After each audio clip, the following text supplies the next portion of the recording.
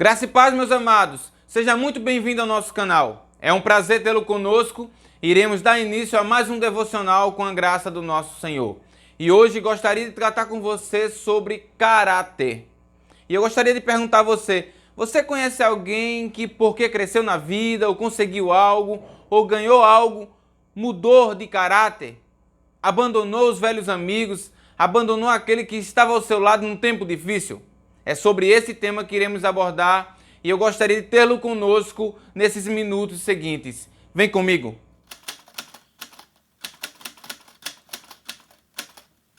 Meus queridos, a história que eu quero contar para vocês hoje é daquela que nós olhamos, observamos e falamos: nada vai dar certo. Não tem como dar certo. A história que eu vou lhe contar começa da seguinte forma. Dois amigos fazem um trato de que aquele que crescesse na vida, aquele que ficasse vivo, porque estamos falando de um período de guerra, acolheria a família do outro, ajudaria a família do outro. Estamos falando de um pacto entre Davi e Jonatas, filho de Saul. Pois sabemos que tanto Jonatas quanto seu pai Saul é morto em batalha. E então a ama de um jovem chamado Mefibosete, que então nesse tempo era criança, sabendo da notícia que o seu pai e o seu avô tinham falecido em batalha, sai com essa criança para fugir. E nessa fuga essa criança cai e quebra suas pernas e logo fica paraplégico. Essa criança é uma criança aleijada. E nessa fuga vão parar numa cidade chamada Lodebar, que eu sei que você já ouviu falar e já conhece. É aquela cidade que nada dá, não tem crescimento, não tem perspectiva de vida. Essa é o retrato de Lodebar. Mas sabemos que Davi então chega ao reinado, assume, agora ele é o rei de Israel. E então lembra do trato que fez com seu amigo Jonatas. E então procura saber se há alguém da família de Saul para que ele possa usar de misericórdia e cumprir o trato que ele fez com o então filho de Saul, Jonatas. Ziba, que era servo de Saul, lembra a Davi que na terra de Lodebar há um homem chamado Mefibosete, que é da família de Saul. Esse é paraplégico. Davi manda-o buscar, traz ele para sua casa e para sentar à mesa com ele ainda restitui todos os bens da família de Saul. Eu sei que você já ouviu essa mensagem várias vezes. E quando se prega essa mensagem, o foco dessa mensagem é sempre a prosperidade. Os bens que foram restituídos, o quadro, a vida financeira de Mefibosete que mudou. E isso é maravilhoso, é tremendo.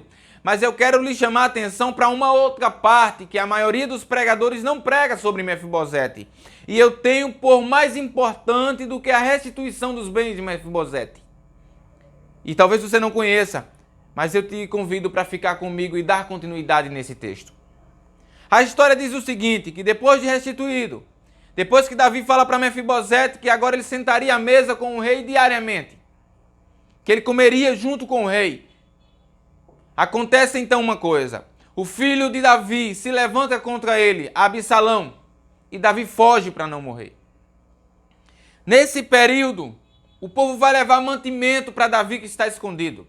E então Mefibosete chama Ziba, que então passou a ser seu servo, e pede para Ziba montar 2 jumentos, selar 2 jumentos com comida, mantimento, e mandar para o rei Davi.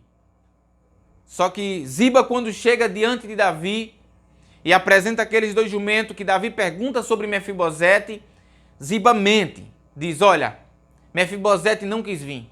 Ele ficou lá em Israel porque ele disse que ia recuperar o trono do seu pai, ou o trono dos seus pais, referência a Saul. E então Davi se ira, fica indignado com aquela situação, porque sabemos que Davi usou de misericórdia para Mefibosete. E então toma todos os bens de Mefibosete e dá para quem? Para Ziba. Diz: olha, Ziba, a partir de hoje, todos os bens de Mefibosete agora é seu. Agora imagina, o homem não sabe de nada, não planejou nada disso, e um falso levantado contra ele fez com que ele perdesse todos os seus bens.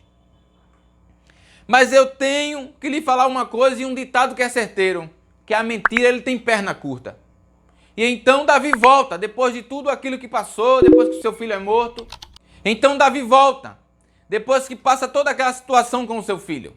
E quando ele volta, Mefibosete se apresenta diante de Davi e conta realmente o que aconteceu. Então Davi não volta atrás, pelo menos parcialmente. E Davi dá o seguinte decreto. Então vamos fazer da seguinte forma. Metade dos seus bens fica com Ziba e a outra metade é sua. Davi pega todos os bens que era de Mefibosete e então divide com Ziba. Mas a parte que eu quero lhe chamar a atenção e é a mais importante da história de Mefibosete é a resposta que Mefibosete dá no segundo livro de Samuel, capítulo de número 19 e o versículo de número 30. Veja, mas Mefibosete disse ao rei, deixa que ele fique com tudo, agora que o rei, meu senhor, chegou em segurança ao seu lar. Mefibosete não quis saber, disse, meu rei, pode entregar tudo para ele. O que eu mais queria, o que eu mais almejava, eu tenho. É a sua presença, é o Senhor ter voltado para a sua casa bem. O que é que eu tiro de lição com esse texto? Se formos falar um pouco agora sobre a prosperidade. O quadro nosso era aquele quadro de Mefibosete, com as pernas quebradas. Quantas vezes nós estamos em situação que parece que estamos aleijados, não temos força para se levantar, para erguer e para caminhar. Principalmente o pecado faz isso conosco, nos imobiliza. Nós ficamos dessa forma.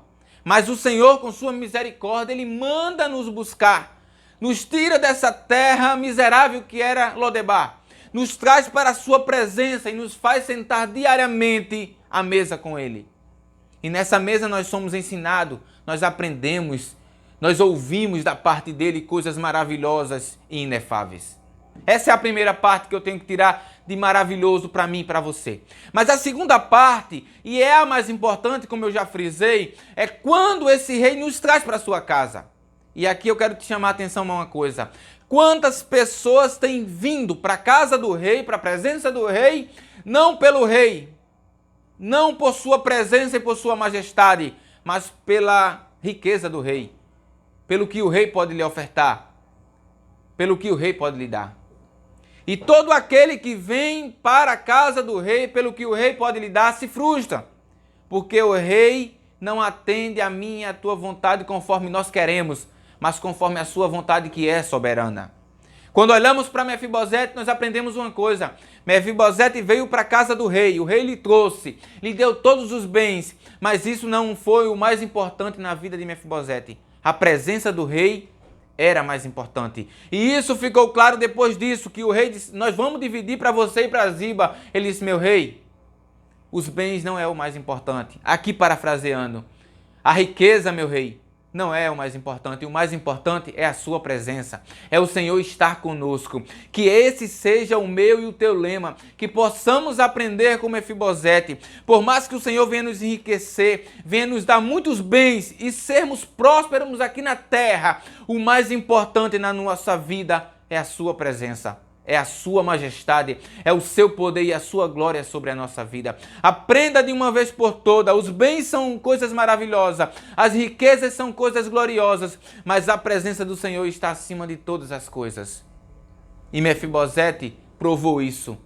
A tua presença, meu rei, é o mais importante. Que você possa declarar nessa noite como Mefibosete, Senhor, a tua presença é melhor do que qualquer bem. A tua presença é melhor do que qualquer riqueza. A tua presença é melhor do que qualquer casa, do que qualquer carro, do que qualquer tesouro nessa terra, porque a tua presença é o que me mantém de pé na caminhada. Que Deus te abençoe e que Deus te ajude.